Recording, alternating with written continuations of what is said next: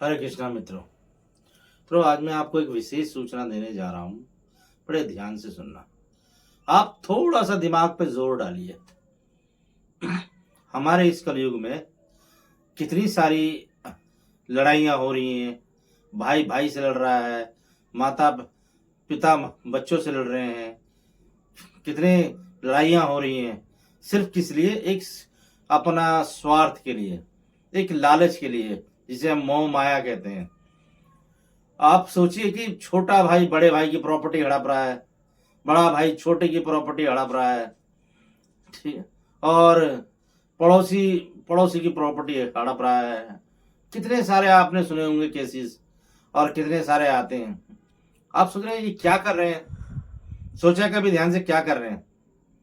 बस एक मोह मोह और लालच के चक्कर में इन्होंने बस ये कर्म कर रहे हैं, लेकिन इन्हें नहीं पता कि साथ कुछ नहीं जाना है। आपने बड़े बड़े इतिहास पढ़े होंगे कि साथ कुछ नहीं गया, सब यहीं रह जाना है। किसके लिए कर रहे हो? किसके लिए कर रहे हो आप? और ये आप इतनी सारी जो जो पाप इकट्ठा कर रहे हैं, ये बहुत सारे पाप इकट्ठा कर रहे हो आप। अगर कोई बड़ा भाई छोटे की प्रॉपर्टी खाता है या छोटे का पैसा खाता है तो उसे दंड मिलता है यहीं पे, और वो अलग अलग योनियों में भटकता है। मनुष्य जीवन भी नहीं मिलता उसे, और दंड भी मिलता है। कैसे मिलता है? कि बड़े भाई ने छोटे भाई की प्रॉपर्टी खा ली, पैसा खा लिया। उसके बाद बड़े भाई के जितने बच्चे हैं, ना तो वो पढ़े लिखे, ना उनको जॉब मिली, और ना बेटियां हैं। आपने बहुत सारे केसेस सुने होंगे, बच्चे नहीं हो रहे हैं, बच्चे नहीं हो रहे हैं। तो ये क्या है? ये दंड है। ये दंड ही तो है। जैसा पाप कर रहे हैं वैसा भोग रहे हैं।